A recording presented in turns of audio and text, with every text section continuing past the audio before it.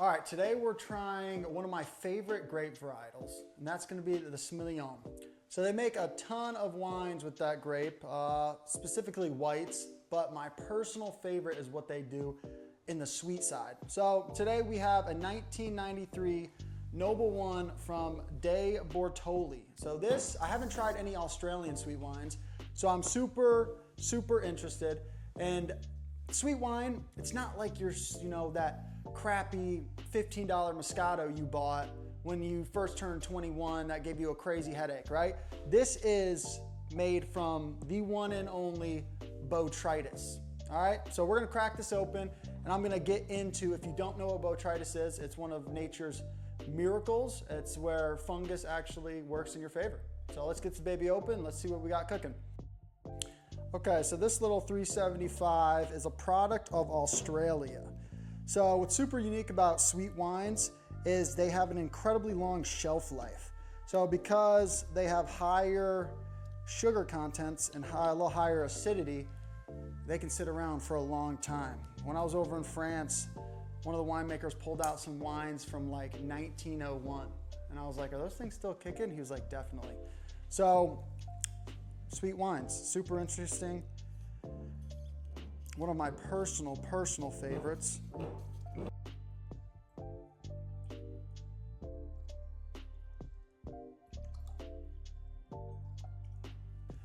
All right, so the color, getting super tawny on the color, honestly. Yeah, I mean, like, this is definitely a lot of resin. Oh yeah, a lot of red berry in this.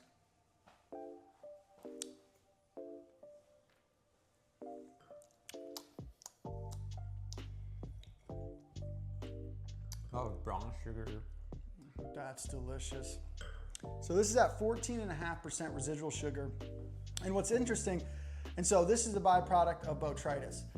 So not to get too nerdy or technical, but Botrytis is a fungus that you need some, certain weather conditions to kind of align. Doesn't grow everywhere, but basically what it is a fungus that grows on the grapes. So you need wet mornings, you need dry afternoons. And what this fungus does is it extracts all the water out of the grape. So when you first see Botrytis, it's like this little hair fungus. When you first see it on the grapes, it engulfs the whole grapes, and you might have a grape that's full, full of water and sugars. What the Botrytis will do over time is it'll extract that water, so you're left with just a little raisin that's full of sugar. And so every winery picks them at different times because they're wanting to kind of manage how much sugar is going into different productions, but basically what they're doing to get this wine is they're squeezing raisins. And so that's why you get the high residual sugar and you get an incredibly sweet wine.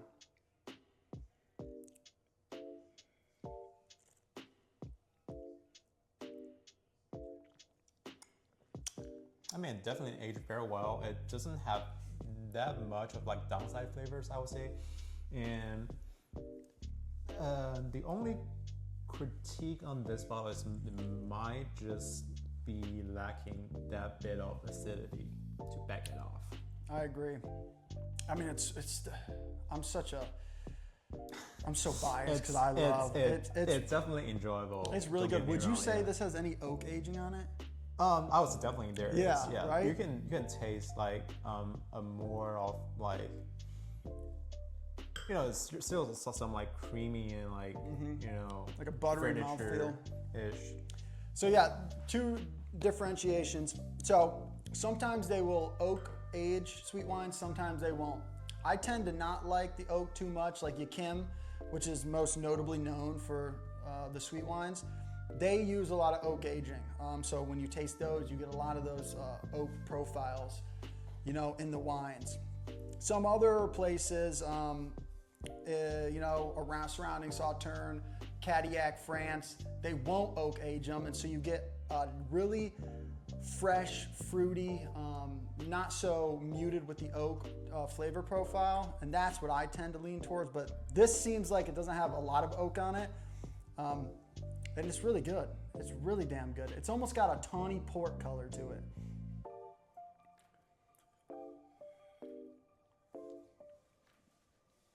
I mean, this one is definitely based off the Got a winemaking piece of cork. styles of like Sauternes.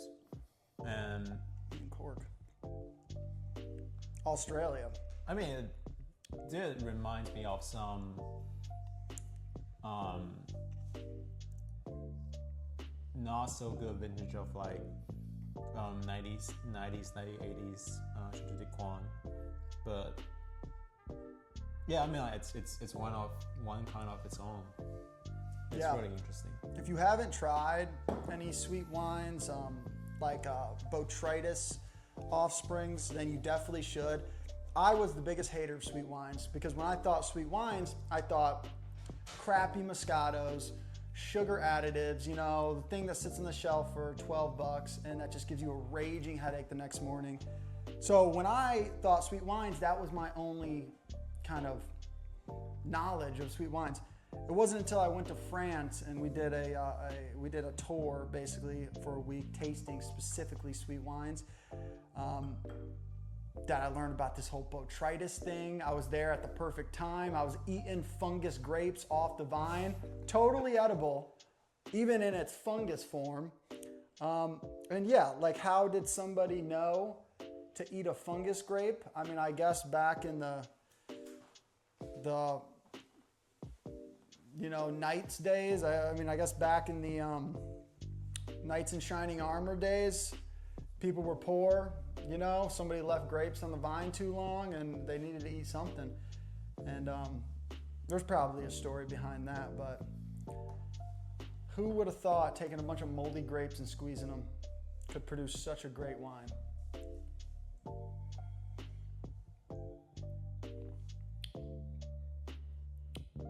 Delicious. Long finish. Yeah, it's definitely only aging can do like this well. 32 years, that's doing it very good, and yeah, it doesn't have any storage issues, and wow, it's definitely opening up a little bit more right now.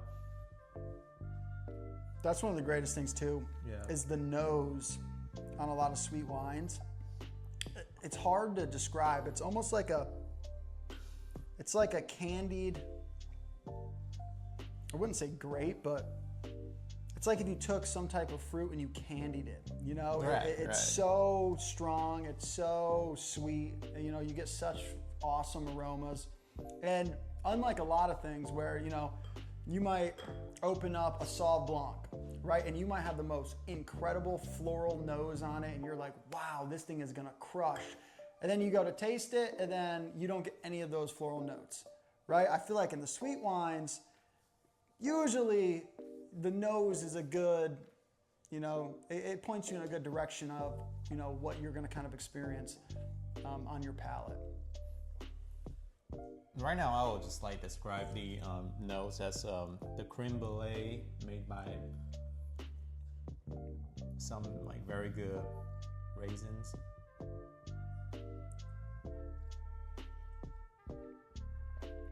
Yeah, one of my biggest mistakes was when I was at that French winery and he had sweet wines going all the way back to like 1901. I should have just bought one.